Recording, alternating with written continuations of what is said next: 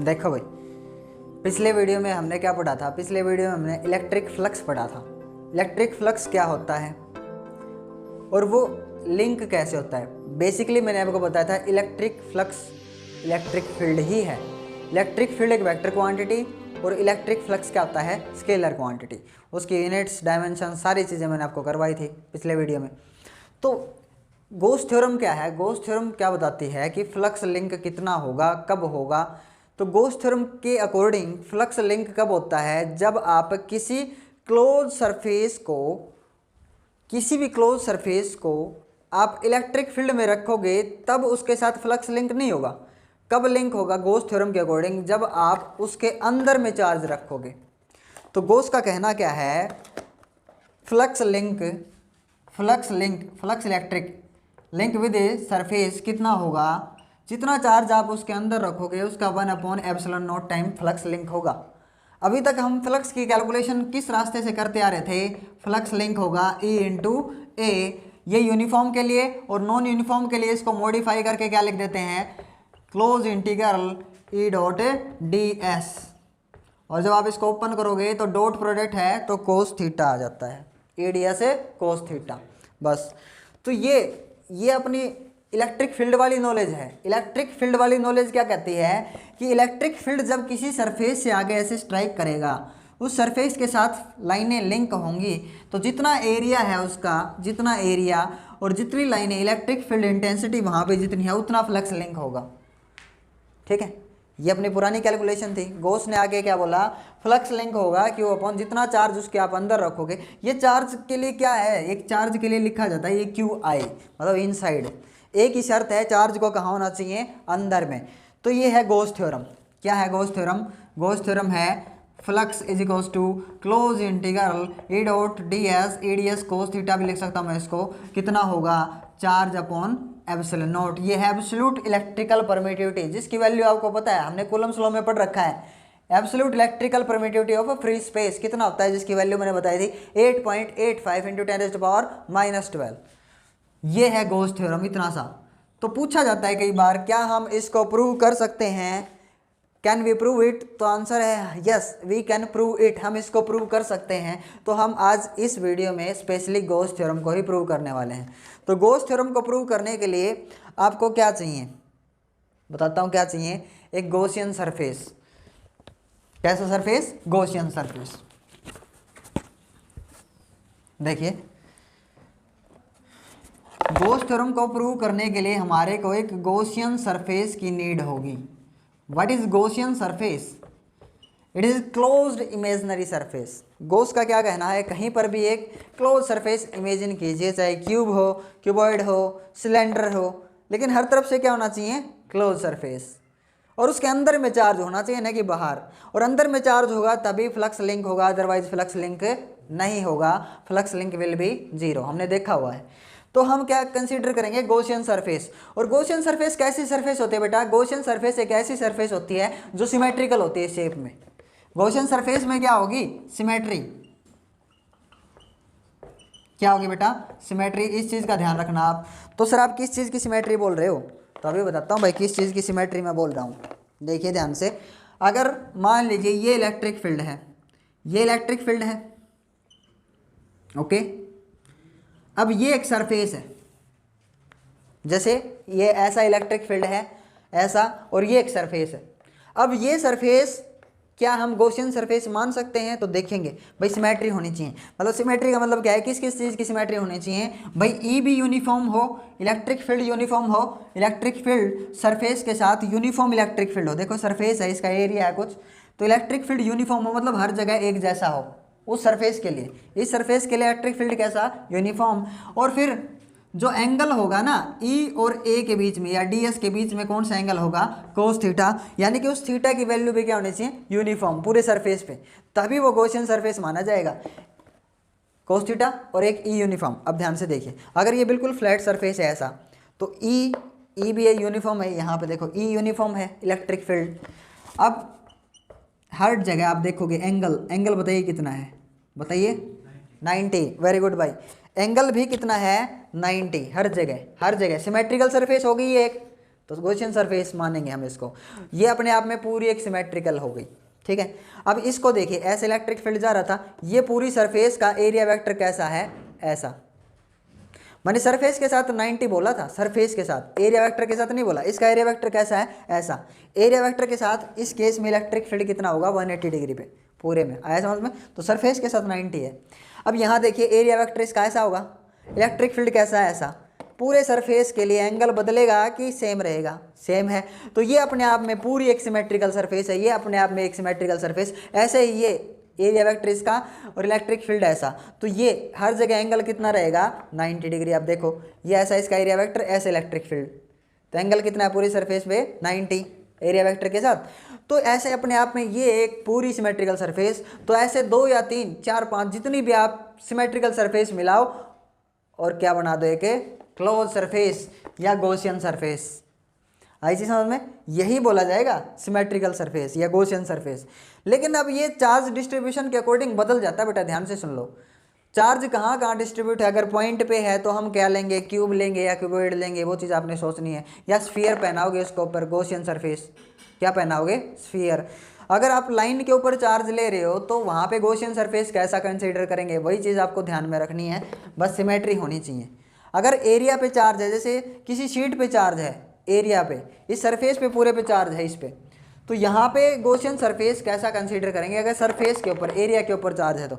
Different different charge distribution के लिए symmetrical surface भी क्या होगी, अलग अलग होगी, बस इतना याद रखना है। तो सिमेट्रिकल सरफेस जैसे अभी देख लो, अभी देखो ये ऐसा था, फ्लैट सरफेस था, ऐसे ऐसे इलेक्ट्रिक फील्ड आ रहा था, यूनिफॉर्म है एंगल हर जगह, कोस थीटा की वैल्यू हर जगह, सरफेस के साथ 90, ठीक है। अब इसी सरफेस को ऐसा कर दो, इलेक्ट्रिक फील्ड वैसा ही आ रहा है, ध्यान से देखो। इसी सरफेस को क्या कर दिया मैंने, ऐसा।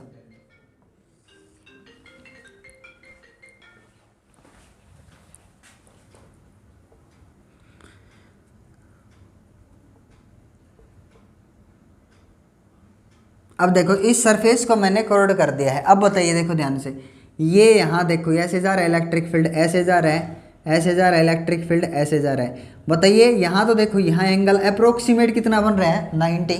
यहाँ एंगल थोड़ा छोटा हो गया, 90 नहीं है, यह एंगल और छोटा हो गया। यहाँ सेम ऐसी सिचुएशन, एंगल छोटा, यहाँ और छोटा हो गया। अगर यहाँ ऐसे और इलेक्ट्रिक फील्ड तो ये एंगल और छोटा हो गया, तो ये सिमेट्रिकल नहीं है। तो ऐसे जब इलेक्ट्रिक फील्ड आ रहा था तो उसके लिए फ्लैट सरफेस क्या था, सिमेट्रिकल। और ऐसे 4-5 सिमेट्रिकल सरफेसेस को मिलाना अलाउड है, और उनको मिला के हम क्या बना सकते हैं, एक गॉसियन सरफेस, एक इमेजनरी सरफेस है, बस चार्ज के चारों तरफ हमने इमेजिन करना है, ठीक है। ये क्लोज इमेजनरी सरफेस है, बस गॉस का कहना क्या है, कहीं भी आप बस एक क्लोज इमेजनरी सरफेस जो है वो कंसीडर करिए, बस इमेजिन करना है हमने। तो देखिए अगर चार्ज अपने पास पॉइंट चार्ज है, तो पॉइंट चार्ज के लिए सिमेट्रिकल सरफेस क्या होगी, इसके लिए क्या, स्फीयर, इसके ऊपर क्या पहना दें, स्फीयर। पॉइंट पे चार्ज है तो देखो हर जगह आर भी एक जैसा, हर जगह डिस्टेंस एक जैसा होने से यहाँ भी इलेक्ट्रिक फील्ड उतना, यहाँ भी, हर जगह इलेक्ट्रिक फील्ड की वैल्यू क्या है भाई, सेम। इलेक्ट्रिक फील्ड की वैल्यू सेम है, साथ के साथ क्या चीज़ सेम है, देखो ध्यान से, ये टेंजेंट के साथ कितना एंगल है यहाँ पे, 90। कितना एंगल है सरफेस का और टेंजेंट के साथ रेडियस का, दिख रहा है आपको, 90। टेंजेंट ड्रॉ करो आप कहीं पर भी सरफेस पे, सरकमफ्रेंस बोल रहा हूँ अभी यहाँ पे, क्योंकि ये सर्कल दिख रहा है आपको। तो आप देखोगे रिलेशन कितना है हर जगह, 90। तो सिमेट्रिकल सरफेस होगी या नहीं। अगर चार्ज पॉइंट की फॉर्म में न होकर के किसी लाइन के ऊपर चार्ज है, जैसे एक लाइन के ऊपर चार्ज है, एक वायर के ऊपर चार्ज दे रखा है हमने, तो इसके लिए सिमेट्रिकल सरफेस कौन सी लेंगे, इसके लिए जो सिमेट्रिकल सरफेस लेंगे वो ऐसे लेंगे जिसमें सिमेट्री हो। लेकिन हम समस्या में आ गए, यहाँ समस्या क्या है, क्या हम डिसाइड करें इसके चारों तरफ सिमेट्रिकल सरफेस कौन सी लें। क्योंकि आप देखो अगर आप सिमेट्रिकल सरफेस बदल देते हो तो फिर हम वहाँ पे गॉस थ्योरम अप्लाई कर ही नहीं सकते। मान लो यहाँ पे पॉइंट चार्ज था अपने पास, क्या आप इसको क्यूबॉइड पहना सकते हो, क्या इमेजनरी सरफेस मान सकते हो, ठीक है मान लो। तो पॉजिटिव चार्ज से इलेक्ट्रिक फील्ड ऐसा निकलेगा चारों तरफ, ऐसा हर डायरेक्शन में। देखो इलेक्ट्रिक फील्ड अगर मान लीजिए यार डिस्टेंस भी बराबर है, लेकिन आपको पता है ये डिस्टेंस ज़्यादा है, ये कम है, ये थोड़ा और ज़्यादा और ये और ज़्यादा थोड़ा सा, तो आप देखो डिस्टेंस भी अलग अलग है, साथ में एंगल भी अलग अलग है। ये देखो यहाँ पे 90, यहाँ का एंगल भी बदल गया है भाई, इसलिए सिमेट्रिकल नहीं होगा। पॉइंट चार्ज के केस में क्यूब या क्यूबॉइड पहनाओगे तो सिमेट्रिकल नहीं होगा। तो सिमेट्रिकल सरफेस एक ऐसा सरफेस जहाँ पे थीटा और ई की वैल्यू क्या रहे, यूनिफॉर्म, एक जैसी। तो हम इसके ऊपर एक सिलेंडर पहना देते हैं, क्लोज इमेजनरी सिलेंडर हमने इसके ऊपर पहना दिया। ऊपर से भी बंद है, नीचे से भी बंद है, ऊपर से। अब आपको समझ में आएगा, अगर एक वायर के ऊपर चार्ज है तो उस इलेक्ट्रिक फील्ड कैसा निकलेगा, ऐसे। एक वायर के ऊपर चार्ज है, चारों तरफ कैसा निकलेगा, ऐसा। तो सिलेंडर की सरफेस दिख रही है आपको, सिलेंडर की ये कोड जो सरफेस है, कोड सरफेस ऐसे ऐसे। तो हर जगह कोड सरफेस के साथ, कोड सरफेस का एरिया वेक्टर देखो यहाँ कितना होगा, एरिया वेक्टर उसी डायरेक्शन में चारों तरफ, बाहर की तरफ एरिया वेक्टर। तो हर जगह इलेक्ट्रिक फील्ड का एरिया वेक्टर के साथ कर्व्ड सरफेस पे एंगल कितना है, 0, चारों तरफ ऐसे। और जब आप इन दो सरफेसेस के साथ देखोगे तो इसका एरिया वेक्टर इस सरफेस का ऐसा और इलेक्ट्रिक फील्ड कैसा निकल रहा है, चारों तरफ है ऐसा। तो कितना एंगल है, 90, इसका भी 90 और इसका भी 90। ऐसे एक सरफेस ये कंसीडर कर ली हमने, दो सरफेस दूसरी और तीसरी। यस, ये अपने आप में पूरी एक सिमेट्रिकल कर्व्ड सरफेस, ये अपने आप में पूरी एक सिमेट्रिकल है, ऊपर वाली और ऐसे ही नीचे वाली। तो ऐसे हमने टोटल 3 क्लोज सरफेस बना दी। यहाँ पे 3 सरफेसेस को मिला करके क्या बन गया है कि क्लोज सरफेस, सिलेंड्रिकल सरफेस। आई चीज़ समझ में? तो ये चीज़ बस ध्यान में रखनी है आपको, क्योंकि चार्ज डिस्ट्रीब्यूशन के अकॉर्डिंग हमने शेप डिसाइड करनी है कि सिमेट्रिकल सरफेस हम किसको मानेंगे, कैसी होगी उसकी शेप, सिलेंड्रिकल होगी, क्यूब होगा, क्यूबॉइड होगा, क्या होगा, क्योंकि चार्ज डिस्ट्रीब्यूशन बताएगा इलेक्ट्रिक फील्ड कैसा निकल रहा है। आई होप आया होगा समझ में, ठीक है। तो ऐसे ही अगर मान लीजिए एक सीट के ऊपर चार्ज है, एक सीट के ऊपर चार्ज है, तो उस केस में हम सिमेट्रिकल सरफेस किसको मानेंगे बेटा? तो आपको याद रखना है कि हम एक यहाँ पे सिलेंडर ही पहनेंगे, इसके बीचों बीच होल कर देंगे, सीट के बीचों बीच होल किया, सिलेंडर को ऐसे पकड़ा और ऐसे डाल दिया इसके अंदर, ठीक है। अब सिलेंडर आर पार निकल गया, आधा सिलेंडर इधर रहेगा, आधा सिलेंडर उधर रहेगा। तो सीट के लिए वो जो सिलेंडर हमने इसके अंदर डाली है वो क्या है, सिमेट्रिकल सरफेस, गॉसियन सरफेस। समझ में आ गया? हाँ, बस जब मैं ये जब करवाऊंगा आपको इसके कारण इलेक्ट्रिक फील्ड, तो उस टाइम पे फिर बताऊंगा मैं आपको, बस इतना ध्यान रखना है आपने। तो जब हम गॉस थ्योरम प्रूव करने जा रहे हैं तो प्रूफ में हमारे को क्या चाहिएगा, गॉसियन सरफेस। उसके लिए सारी चीज़ें आपको समझाई हैं कि गॉसियन सरफेस का मतलब क्या है, जिसमें सिमेट्री हो, बस इसलिए ये सारा तामझाम किया है। अब इसका प्रूफ देखिए आप, देखो इसके प्रूफ में क्या है, जैसे एक पॉइंट चार्ज है यहाँ पे, क्या है, पॉइंट चार्ज। तो इसके लिए सबसे पहले क्या डिसाइड करना पड़ेगा, इमेजिन करना पड़ेगा क्लोज इमेजनरी गॉसियन सरफेस।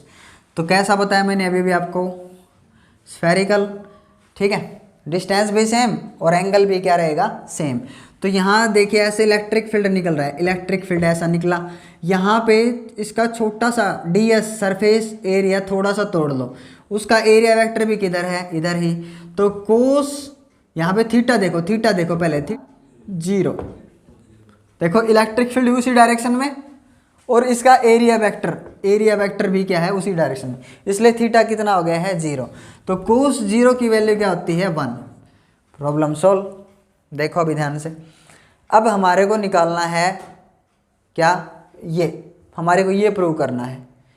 तो हम क्या अप्लाई करें, हम अप्लाई करेंगे इलेक्ट्रिक फ्लक्स का फॉर्मूला क्या है, इलेक्ट्रिक फ्लक्स कैलकुलेट करना है हमारे को, कौन से वाले तरीके से, पुराने वाले से, E dot D S, close integral E D S, ठीक है। अब flux, electric flux is equals to close integral E D S A cos theta. Close integral मतलब इसको पूरे एक स्टेप में कैलकुलेट कर जाएंगे, ds ds ds ds पूरा सरफेस क्या बन जाएगा, टोटल एस सरफेस, इसका एरिया। आई जी समझ में? इसको स्टेप में तोड़ने की जरूरत नहीं अपने को। अगर क्यूब या क्यूबॉइड है तो उसके लिए ये वाला अलग कैलकुलेशन करना पड़ेगा, ये वाला अलग और ये वाला अलग, फिर सभी का एडिशन करना पड़ेगा। लेकिन यहाँ पे क्या पूरा एक ही सरफेस है, इसलिए उसको क्या कर देते हैं, क्लोज इंटीग्रल, एक स्टेप में कैलकुलेट कर जाते हैं। तो close integral EDS cos theta कितना है, कोस की वैल्यू हो गई 1, कोस 0, कोस की वैल्यू हो गई 1, कोस हट गया। अब आपको पता है क्या, डीएस डीएस डीएस बताइए कितना होगा। डीएस डीएस डीएस पूरा सरफेस पे है, डीएस डीएस डीएस पूरा सरफेस का इंटीग्रेशन, क्योंकि देखो कांस्टेंट चीज़ बाहर आ जाएगी, कांस्टेंट चीज़ यानी कि इलेक्ट्रिक फील्ड कांस्टेंट है इस सरफेस पे, तो आप इंटीग्रेशन सिर्फ किसका करोगे, डीएस का। किसका इंटीग्रेशन करोगे, डीएस, सरफेस का, पूरे सरफेस का। बताइए इंटीग्रेशन कितना होगा, 4πr², यही होता होगा ना। सफियर का अगर आप निकालना चाहो सरफेस एरिया टोटल कितना होगा, 4πr²। हमने कर दिया इसको integrate, φe is equals to क्या लिख दूँ, e इंटू में 4πr²। ठीक है। अब यहाँ पे इलेक्ट्रिक फील्ड कितना है, ध्यान से देखो, अगर r डिस्टेंस है यहाँ, तो यहाँ इलेक्ट्रिक फील्ड कितना होगा बताइए, है कुछ याद, इलेक्ट्रिक फील्ड का फॉर्मूला याद है। चलो मैं इसको इसके आगे लिख देता हूँ, E, और इसको कैलकुलेट करने के बाद क्या आ गया, 4πr²। इतनी जगह नहीं अपने पास, है याद तुम्हारे के, नहीं है देख लो।